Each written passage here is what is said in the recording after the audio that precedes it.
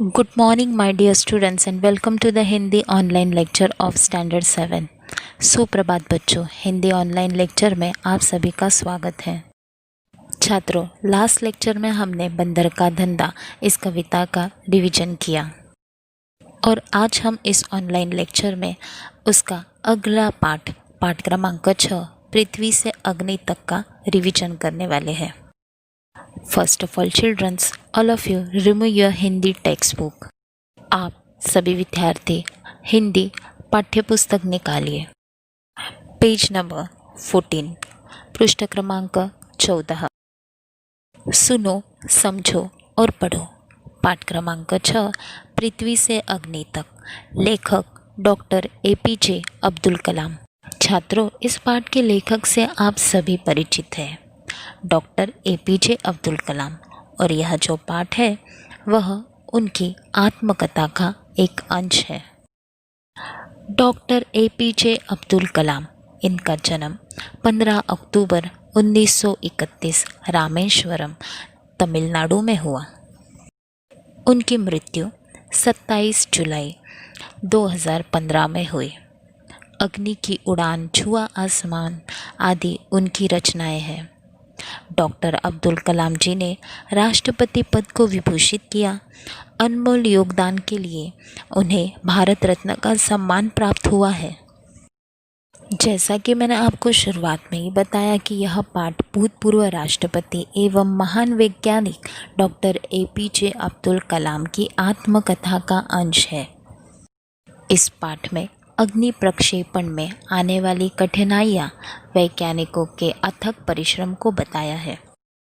तो चलिए अब बढ़ते हैं आगे।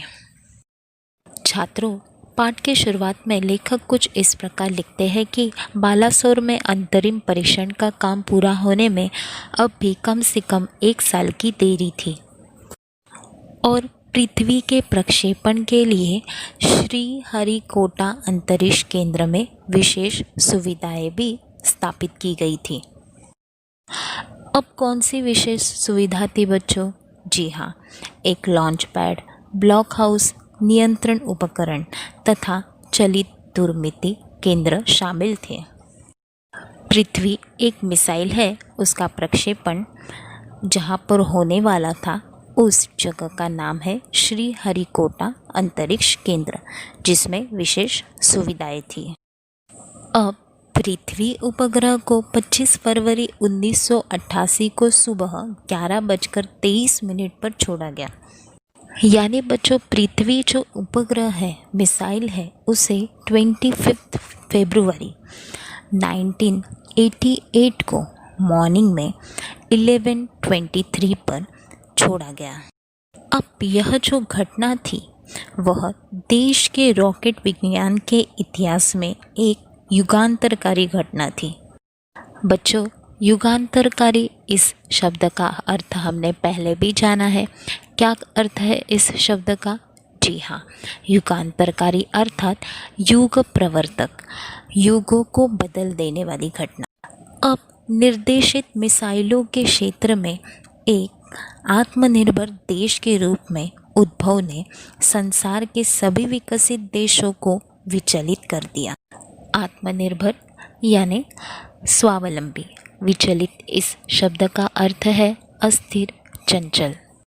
तो बच्चों, इस संसार में जितने भी निर्देशित मिसाइल के क्षेत्र में देश थे, उनमें आत्मनिर्भर देश के रूप में, स्वावलंबी देश के रूप में भारत ने सभी विकसित देश को विचलित कर दिया था, यानी सोचने पर मजबूर कर दिया था। सामर्थ्यशील नागरिक अंतरिक्ष उद्योग और व्यवहार्य मिसाइल आधारित सुरक्षा प्रणालियों ने भारत को चुनिंदा राष्ट्रों के समूह में पहुंचा दिया था। चुनिंदा यानी चुना हुआ। बच्चों, पृथ्वी प्रक्षेपण के बाद बहुत सारे सवाल खड़े हुए थे। क्या सवाल थे वह? लेकिन क्या एक पृथ्वी ही पर्याप्त होगा? क्या 4-5 मिसाइल प्रणालियों का स्वदेशी विकास हमें पर्याप्त रूप से ताकतवर बना पाएगा? ऐसे सवाल खड़े हुए थे। अर्थात बच्चों, भारत देश को ताकतवर साबित करने के लिए सिर्फ एक ही पृथ्वी पर्याप्त यानी काफ़ी नहीं था। 4-5 मिसाइल प्रणालियों के आधार पर भारत का विकास उसे पर्याप्त रूप से ताकतवर नहीं बना पा रहा था। उसी समय अग्नि को एक टेक्नोलॉजी प्रदर्शन परियोजना के रूप में विकसित किया जा रहा था। देश के भीतर उपलब्ध समस्त संसाधनों को दांव पर लगाकर यही एक उत्तर था। अर्थात बच्चों, अग्नि को विकसित करने के लिए देश के भीतर जितने भी उपलब्ध संसाधन हैं उसे दांव पर लगाना ही एक सलूशन था। दांव पर लगाना यह एक मुहावरा है जिसका अर्थ है कुछ पाने के बदले में कुछ लगाना। अब छात्रों, इस अग्नि टीम में 500 से भी अधिक वैज्ञानिक थे, साइंटिस्ट थे और इन विशाल प्रक्षेपणों में अनेक संगठनों का एक नेटवर्क बन गया था। यानी एक से एक ऐसे अनेक ग्रुप इसमें जुड़े हुए थे। आगे अग्नि मिसाइल का जो प्रक्षेपण है वह 20 अप्रैल 1989 को निर्धारित किया गया। निर्धारित इस शब्द का अर्थ है निश्चित, तय किया हुआ। क्या तारीख थी बच्चों? जी हाँ, 20 अप्रैल 1989, 20 अप्रैल 1989। और बच्चों, यह जो होने जा रहा था वह एक अभूतपूर्व अभ्यास था। अभूतपूर्व यानी अनोखा। अब जो अंतरिक्ष प्रक्षेपण यान है उसके विपरीत मिसाइल प्रक्षेपण में व्यापक स्तर पर सुरक्षा संबंधी खतरे शामिल होते हैं। व्यापक यानी चारों ओर फैला हुआ, बहुत ज़्यादा, यानी कि मिसाइल प्रक्षेपण में बहुत ही चारों ओर फैले हुए ऐसे सुरक्षा संबंधी खतरे होते हैं। प्रक्षेपण की पूर्व तैयारी की सारी गतिविधियां तय कार्यक्रम के अनुसार पूरी हो गई थी। जितनी भी एक्टिविटी थी, कृतियाँ थी, वह सारी कार्यक्रम के अनुसार पूरी की गई थी। आगे लेखक लिखते हैं कि जिस समय हम T14 सेकंड पर थे, कंप्यूटर ने संकेत दिया कि उपकरणों में से कोई एक ठीक से काम नहीं कर रहा है। जैसे ही उन्होंने प्रक्षेपण के लिए तैयार की तो उस समय उन्हें कंप्यूटर से एक अलर्ट मिला कि जितने भी मशीन है, उपकरण है, उसमें से कोई एक काम नहीं कर रहा है। तो उसे तुरंत सुधार लिया गया। पर इस बीच निचली रेंज केंद्र ने होल्ड के लिए कहा, यानी रुकने के लिए कहा। अगले कुछ सेकंडों में जगह जगह होल्ड की ज़रूरत पड़ी थी, इसलिए वह प्रक्षेपण स्थगित करना पड़ा, यानी कि रोकना पड़ा। छात्रों, यह जो प्रक्षेपण था निर्धारित किया गया था कि 20 अप्रैल 1989 को होगा, पर यह प्रक्षेपण असफल रहा और उस वजह से टीम के सदस्य सदमे में थे, शोक की हालत में थे। सदमा इस शब्द का अर्थ है दुखद घटना का आघात।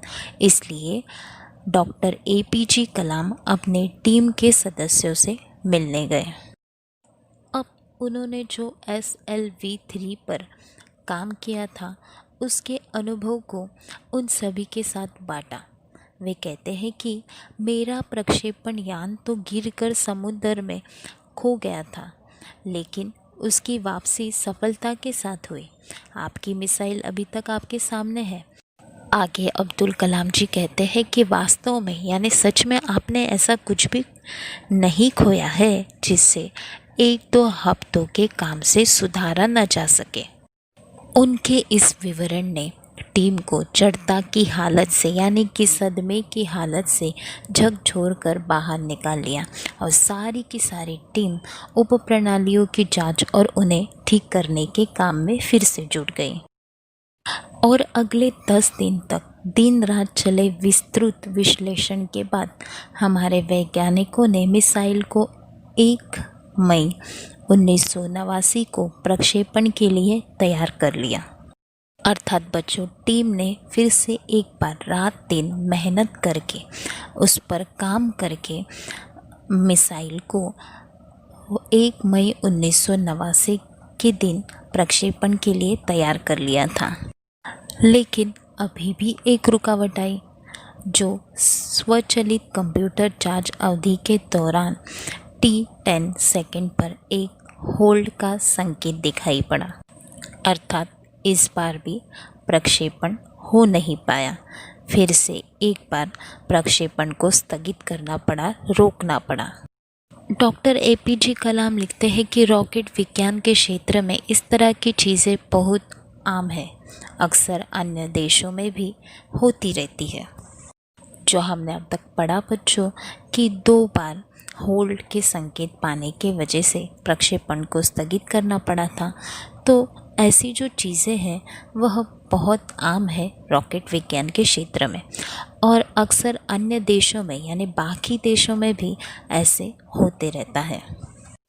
इसके पहले भी एक बार प्रक्षेपण स्थगित किया था, तब डॉक्टर APJ कलाम ने टीम के सदस्यों को प्रोत्साहित किया।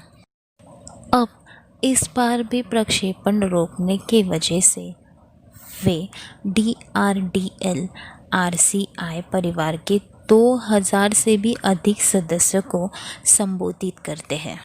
वो कहते हैं कि बहुत मुश्किल से ही कभी किसी प्रयोगशाला या R&D संस्थान को देश में पहली बार अग्नि जैसे प्रणाली विकसित करने का अवसर मिलता है। बच्चों, अभी अग्नि मिसाइल प्रक्षेपण करना मुश्किल है, और कलाम जी का मानना है कि यह अग्नि जैसी प्रणाली विकसित करने का अवसर देश में प्रयोगशाला या R&D संस्था को पहली बार मिला हुआ है। तो यह जो अवसर है वह महान है, और स्वाभाविक रूप से बड़े अवसर अपने साथ बराबर की चुनौतियाँ लेकर आते हैं। अब बच्चों, जितना बड़ा प्रोजेक्ट होगा, कार्य होगा, काम होगा, उतनी ही चुनौतियाँ ज़्यादा होगी, चैलेंजेस ज़्यादा होंगे। इसलिए अब्दुल कलाम जी कहते हैं कि हमें हिम्मत नहीं हारनी है, समस्याओं को हमें हराने का मौका नहीं देना चाहिए। देश को हमसे सफलता से कम कुछ भी पाने का अधिकार नहीं है। आइए सफलता को लक्ष्य बनाएं। छात्रों, यह जो डॉक्टर अब्दुल कलाम जी संबोधन कर रहे थे लगभग ख़त्म हो चुका था। तब कलाम जी ने लोगों को कहते हुए सुना कि मैं आपसे वादा करता हूँ, महीने के ख़त्म होने के पहले ही अग्नि का कामयाबी से प्रक्षेपण करने के बाद हम यहाँ वापस मिलेंगे। अब आगे यह किसी आश्चर्य से कम नहीं था कि कैसे सैकड़ों कर्मचारियों ने लगातार काम करके प्रणाली की तैयारी का काम स्वीकार्यार्थ परीक्षणों सहित केवल 10 दिन में पूरा कर डाला। लेकिन अब बाधाएं पैदा करने की बारी विपरीत मौसम की थी। बच्चों, टीम के सदस्यों ने, कर्मचारियों ने बहुत ही मेहनत करके स्वीकार्यार्थ परीक्षण किया, और केवल 10 दिनों में ही उन्होंने इस प्रक्षेपण की तैयारी को पूर्ण भी किया। पर इस बार जो बाधाएं पैदा हो रही थी वह विपरीत मौसम की वजह से थी। कौन सा खतरा मंडरा रहा था बच्चों? जी हाँ, एक चक्रवात का खतरा मंडरा रहा था। चक्रवात अर्थात बवंडर। अब जो है सभी कार्य केंद्र उपग्रह संचार के जरिए आपस में जुड़े हुए थे। मौसम संबंधी आंकड़े रुक रुक कर आने लगे और 10 मिनट के अंतराल में उनकी बाढ़ सी आ गई। अर्थात बच्चों, मौसम विभाग ने खतरे का संकेत दिया हुआ था। अंतराल इस शब्द का अर्थ है बीच का समय। अंततः यानी आखिर में प्रक्षेपण 22 मई 1989 के रोज़ निर्धारित किया गया। बच्चों, यह पूर्णिमा की रात थी। लेखक मौसम का वर्णन करते हैं कि ज्वार के कारण लहरें किनारों से टकराकर अधिक शोर मचा रही थी। क्या हम अग्नि प्रक्षेपण में कल सफल होंगे? यह जो सवाल है, प्रश्न है, वह हर एक के दिमागों में सबसे ऊपर था। लेकिन वहाँ मौजूद कोई भी उस सुंदर रात के जादू को खंडित करना नहीं चाहता था। खंडित इस शब्द का अर्थ है भंग। एक लंबी खामोशी, यानी कि बच्चों सब शांत बैठे थे, खामोश थे।